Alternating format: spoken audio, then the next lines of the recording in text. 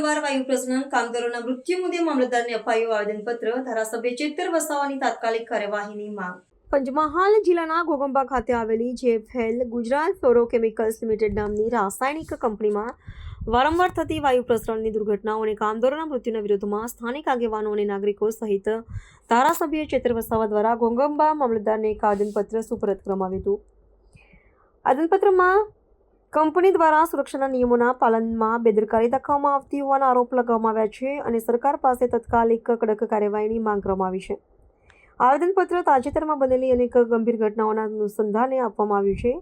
September 2025માં આ જ કારખાનામાં થયેલ ઝેરી વાયુ પ્રસરણને કારણે 2 વ્યક્તિઓના મૃત્યુ થયા હતા અને 12થી વધુ કામદારોને હોસ્પિટલમાં દાખલ કરવાની ફરજ પડી હતી। આ દુર્ઘટનાના થોડા જ દિવસોમાં ફરી એકવાર વાયુ પ્રસરણની ઘટના બની હતી,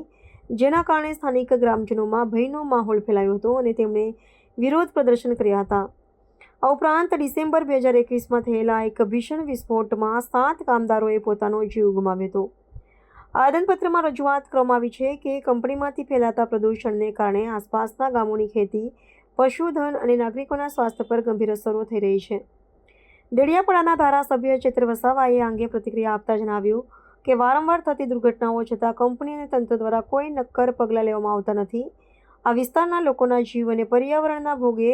ઔદ્યોગિક વિકાસ ન થઈ શકે। સ્થાનિકોએ કંપની સામે કડક કાર્યવાહીની કરવા અને ભવિષ્યમાં આવી ઘટનાઓ ન બને તે સુનિશ્ચિત કરવા માટે સરકારને તાકીદે હસ્તક્ષેપ કરવા વિનંતી કરી છે। અજીતનગર ખાતેની જે ગુજરાત ફ્લોરોકેમિકલ કંપની છે, એમાં 30/9ના રોજ ગેસ લીકેજ કરવામાં આવ્યો અને જેના કારણે આજુબાજુ ગામના લોકોને શારીરિક તકલીફો થઈ અને આજુબાજુ વિસ્તારના સામાજિક આગેવાનો રજૂઆત કરવા માટે ત્યાં ગયા ત્યારે એમની એક જ વાત હતી કે આ સ્પષ્ટતા કરવામાં આવે કે શું થયું છે, કેમ કે ભૂતકાળમાં પણ અહીંયા કેટલાક કામદારો મરી ગયા હતા અને ભૂતકાળમાં પણ કેટલા પ્રશ્નો ત્યાં ઉભા થયા હતા અને આગેવાનોની માંગણી એ જ હતી કે આ શિડ્યુલ એરિયા છે તો કંપની ખરેખર ગુજરાત પોલ્યુશન કંટ્રોલ બોર્ડ ના પ્રમાણપત્ર કે એમની પાસે કંઈક છે, ગ્રીન ટ્રિબ્યુનલની પરવાનગી છે કે એનું સમયાંતરે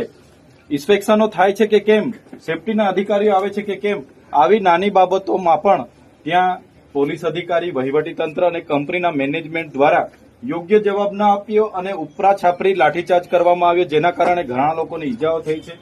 અને રસ્તે ચાલનારા લોકોને પણ લાઠીચાર્જ કરવામાં આવ્યો છે, જે દુઃખદ બાબત છે। ત્યારે આજે અમે તાલુકા મેજિસ્ટ્રેટ મામલતદાર સાહેબને રજૂઆત કરી છે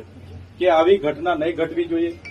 બધાએ સંકલન કરીને અધિકારી હોય, પ્રશાસન હોય, અહીંના સ્થાનિક આગેવાનો હોય, કોઈ પણ બનાવ બને કે આકસ્મિક ઘટના ઘટે એનું નિરાકરણ લાવવાનું હોય, એની જગ્યાએ વધુ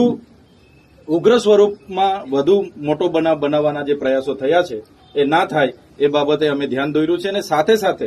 આ કંપનીમાં તાત્કાલિક ધોરણે એક ગ્રીન ટ્રિબ્યુનલ,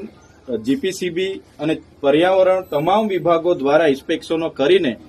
આને હાલ પૂરતી પણ કંપની બંધ અને એના પ્રોડક્શન પણ બંધ કરવામાં આવે એવી અમારી માંગણી છે, કેમ કે એમનું જે કેમિકલ યુક્ત પાણી આ વિસ્તારમાં છોડવાથી ભૂગર્ભ જળ હોય, અહીંના ઉપરના નદી નાળાની હોય કે ખેતીની જમીન હોય, પર્યાવરણને જળવાયુને ખૂબ મોટું નુકસાન થાય છે, જેથી કરીને આ પ્રકારની કંપનીઓને બંધ કરવામાં આવે એ પ્રકારની અમે રજૂઆતો કરી છે।